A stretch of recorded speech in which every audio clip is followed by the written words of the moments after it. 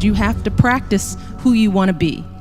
You know, you don't wake up one morning and you're suddenly who you think you want to be. You have to put some energy into it. So if you want to be an honest person, you have to be an honest person every day, even starting at 3 and 4 and 5, right? If you're going to be a hard work doesn't just appear. You have to practice hard work. You have to practice effort. And I also encourage them, try to help them understand that good things don't come easy. You know, with that effort, that's where you grow. That's where growth is. Some of the best times in my life when I've grown, it's when I've done something hard, when I've overcome a fear. You don't realize that when you're doing it, but when you come out on the other side, you realize, wow, I've really stepped up. So I push my girls, but more importantly, I love them a lot. And that's what I feel for all of you. I want you guys to feel that in your lives so that you can be excellent. Because other people told me that I might not be able to do well in school for whatever reason. I was always a good student. I worked hard, but I thought there was some magic that happened that made you really, I didn't know that it was just plain old hard work. So there were periods of doubt for sure. I think I have doubts today. Doubts don't go away. You just learn how to deal with them. You start knowing yourself and you become more confident. The more successes you have, the more chances you take. You don't let the failures or the stumbles define you. Everybody falls every now and then. Some people fall a lot.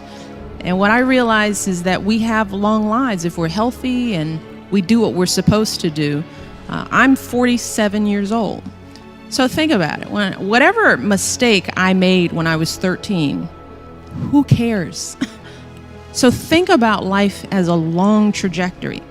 But at the same time, you don't want to make huge mistakes, because when you're young, making big mistakes can last forever, right? So you want to choose wisely. But the stumbles, the lessons learned, that's part of life that makes you grow. But I came to know that. I didn't know that when I was your age. I thought every mistake was the end of the world. I'll never get into school. I'll never be, of course, we all feel that way. But just continue to work, put the effort in. And I think that has been some of what's helped me being First Lady. First of all is knowing who you are and being confident in yourself, because there'll be, Clarissa, what did you say? Pushing beyond other people's labels of you, right? That's a big part. That's what we do to each other all the time. We don't even know each other, and we already determine from one glance, meeting, one line, one word, one phrase, this is who you are. So you have to know who you are before that. and you live that reality, and you keep living it out no matter what. And if you're have good character and good intentions, that ultimately shines through. But in the end, it's hard work. And I like to work hard, and I like to do good things. And you practice that now. And believe it or not, I didn't know it. It prepared me to be the First Lady of the United States. I didn't know. I guess I'm doing okay. But you know what? Every day we just get up and keep doing what we think is the right thing. Read, write, read. If the president were here, one of his greatest strengths is reading. That's one of the reasons why he's a good communicator, why he's such a good writer. He's a voracious reader. So we're trying to get our girls, no matter what, to love reading and to challenge themselves with what they read, not just read the gossip books, but push themselves beyond and do things that maybe they wouldn't do. So I would encourage you all to read. Just keep reading. And writing is another skill. It's practice. The more you write, the better you get. Drafts. Our kids are learning. The first draft means nothing. You're going to do 7, 10 drafts. That's writing. It's not failure. It's not the teacher not liking you because it's all marked up in red. When you get to be a good writer, you mark your own stuff in red, and you rewrite, and you rewrite, and you rewrite. That's what writing is. And if you come out with those skills, and then you're confident, and you can articulate, and you can stand up straight and look anybody in the eye and say, this is who I am, it's a pleasure to meet you. That's one of the things we try to do with our mentoring program with young girls. My message to them is, if you can walk into the White House and meet the First Lady and say, my name is, how are you, and look me in the eye, then there's nothing you can't do. That's why it's important. If you guys walked here, are sitting here in front of all these people, standing tall, asking questions, using your voice, you have to practice that. These arenas just show up again and again, and then you just get used to it. The nerves go away, and you start relaxing into your own abilities. But it's practice. When you are struggling and you start thinking about giving up, I want you to remember something that my husband and I have talked about since we first started this journey nearly a decade ago. Something that has carried us through every moment in this White House and every moment of our lives. And that is the power of hope. The belief that something better is always possible if you're willing to work for it and fight for it. It is our fundamental belief in the power of hope that has allowed us to rise above the voices of doubt and division, of anger and fear that we have faced in our own lives and in the life of this country. Our hope that if we work hard enough and believe in ourselves, then we can be whatever we dream, regardless of the limitations that others may place on us. The hope that when people see us for who we truly are, maybe, just maybe, they too will be inspired to rise to their best possible selves. Shoot, it's the hope of my folks like my dad. Got up every day, do his job at the city water plant. The hope that one day his kids would go to college and have opportunities he never dreamed of. That's the kind of hope that every single one of us, politicians, parents, preachers, all of us, need to be providing for our young people. Because that is what moves this country forward every single day. Our hope for the future and the hard work that hope inspires. I want our young people to know that they matter, that they belong. So don't be afraid. You hear me? Young people, don't be afraid. Be focused. Be determined. Be hopeful. Be empowered. Empower yourselves with a good education. Then get out there and use that education to build a country worthy of your boundless promise. Lead by example with hope, never fear.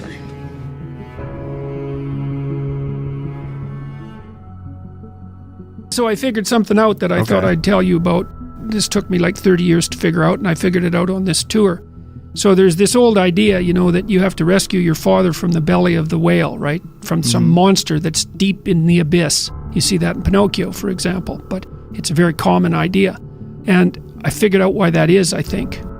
So imagine that we already know from a clinical perspective that, if you set out a path towards a goal, which you want to do because you need a goal and you need a path, because that provides you with positive emotion, right? So you set up something as valuable, so that implies a hierarchy. You set up something as valuable. You decide that you're going to do that instead of other things, so that's kind of a sacrifice, because you're sacrificing everything else to pursue that. And then you experience a fair bit of positive emotion and meaning as you watch yourself move towards the goal. And so the implication of that is the better the goal, the more full and rich your experience is going to be when you pursue it. So that's one of the reasons that's one of the reasons for developing a vision and for fleshing yourself out philosophically, because you want to aim at the highest goal that you can manage. Okay, so you do that, and then what you'll find is that as you move towards the goal, there are certain things that you have to accomplish that frighten you. Maybe you have to learn to be a better speaker, a better writer, a better thinker. You have to be better to people around you, or you have to learn some new skills and you're afraid of that. whatever, because it's going to stretch you if you pursue a goal, and so that'll put you up against challenges.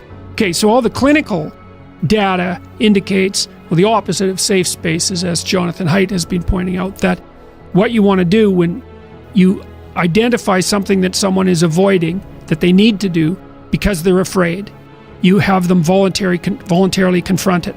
And so you break it down. What you try to do if you're a behavior therapist is you break down the thing they're avoiding into smaller and smaller pieces until you find a piece that's small enough so they'll do it.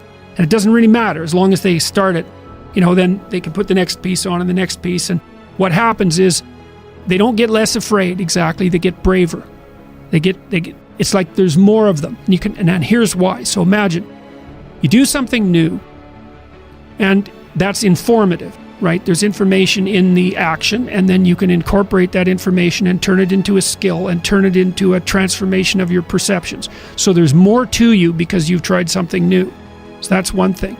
The second thing is, and there's good biological evidence for this now, that if you put yourself in a new situation, then new genes code for new proteins and build new neural structures and new nervous system structures. Same thing happens to some degree when you work out, right? Because your muscles are responding to the load, but your nervous system does that too. So you imagine that there's a lot of potential you locked in your genetic code. And then if you put yourself in a new situation, then the stress, that's the situational stress that's produced by that particular situation, unlocks those genes and then builds new parts of you. And so that's very cool, because who knows how much there is locked inside of you. Okay, so now here's the idea. So let's assume that scales as you take on heavier and heavier loads. That more and more of you get more and more informed because you're doing more and more difficult things, but more and more of you gets unlocked. And so then what that would imply is that if you got to the point where you could look at the darkest things, so that would be the abyss, right? That would be the deepest abyss. If you could look at the harshest things, like the most brutal parts of the suffering of the world and the malevolence of people and society, if you could look at that straight and directly, that would turn you on maximally. And so that's the idea of rescuing your father, because imagine that you're like the potential composite of all the ancestral wisdom that's locked inside of you biologically. But that's not going to come out at all unless you stress yourself, unless you challenge yourself. And the bigger the challenge you take on, the more that's going to turn on.